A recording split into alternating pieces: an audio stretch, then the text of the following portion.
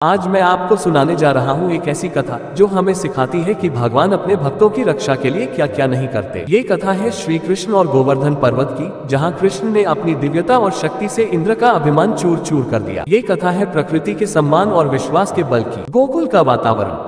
ये कथा तब की है जब भगवान श्री कृष्ण गोकुल में अपने बाल रूप में लीला कर रहे। गोकुल के लोग प्रकृति के उपासक थे और हर वर्ष इंद्र देव को प्रसन्न करने के लिए बड़े आयोजन करते थे। इंद्र को प्रसन्न करने के लिए यज्ञ होता और ढेर सारा भोजन और भेंट अर्पित की जाती। सभी को विश्वास था कि ऐसा करने से इंद्र उन्हें वर्षा देंगे और उनकी फसलें अच्छी होंगी। एक दिन नन्हे कृष्ण ने अपनी माँ यशोदा और गाँव वालों से पूछा, आप लोग इंद्र की पूजा क्यों करते हैं? गाँव वाले बोले, कन्हैया, इंद्र हमारे लिए वर्षा करते हैं, उनके कारण हमारी फसलें लहलहाती हैं, इसीलिए हम उनकी पूजा करते हैं। कृष्ण मुस्कुराए और बोले, लेकिन वर्षा तो गोवर्धन पर्वत की वजह से होती है। गोवर्धन हमें छाया देता है, अपनी गोद में चरागाह देता है और हमें प्रकृति का आशीर्वाद देता है। हमें तो गोवर्धन की पूजा करनी चाहिए। कृष्ण की बातों से गांव वाले सहमत हो गए। उन्होंने इंद्र की पूजा का आयोजन बंद कर दिया और गोवर्धन पर्वत की पूजा की तैयारी शुरू कर दी। लोग गोवर्धन पर्वत के पास इकट्ठा हुए। उन्होंने भोजन, पकवान और फूलों से पर्वत की पूजा की। कृष्ण भी गोपियों और ग्वाल बालों के साथ इस पूजा में शामिल हुए, लेकिन इंद्र को ये बात बहुत बुरी लगी। उन्होंने सोचा, इन लोगों ने मेरी पूजा क्यों बंद कर दी? क्या ये नन्हा बालक मुझसे अधिक शक्तिशाली है? अपने क्रोध में उन्होंने गोकुल पर मूसलधार बारिश करने का आदेश दिया। काले काले बादल गोकुल पर छा गए और इतनी जोरदार बारिश होने लगी कि लोगों के घरों में पानी भर गया। लोग भयभीत हो गए और कृष्ण से सहायता की गुहार लगाने लगे। गोकुल वासियों की पुकार सुनकर कृष्ण ने कहा, डरो मत, मैं तुम्हारी रक्षा करूंगा। उन्होंने अपने छोटे से हाथ से गोवर्धन पर्वत को उठा लिया और कहा,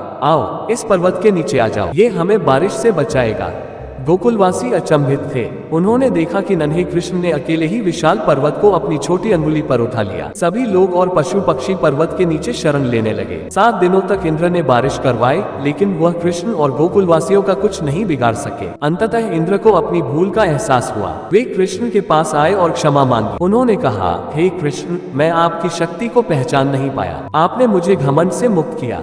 आप केवल गोकुल के रक्षक ही नहीं बल्कि संपूर्ण ब्रह्मांड के स्वामी हैं। कृपया मुझे क्षमा करें। कृष्ण ने इंद्र को क्षमा कर दिया और गोकुल वासियों से कहा, हमेशा प्रकृति का सम्मान करो। गोवर्धन पर्वत, यमुना नदी और यह पृथ्वी ही हमारे सच्चे संरक्षक हैं। तभी से हर वर्ष गोवर्धन पूजा का त्योहार मनाया जाता है, जो हमें ये याद दिलाता है कि प्रेम, समर्पण और प्रकृति के प्रति कृतज्ञता ही सच्ची भक्ति है। तो ये थी श्री कृष्ण और गोवर्धन पर्वत की कथा। ये कथा हमें सिखाती है कि हमें अहंकार से बचना चाहिए और हमेशा प्रकृति का सम्मान करना चाहिए। यही श्री कृष्ण का संदेश है।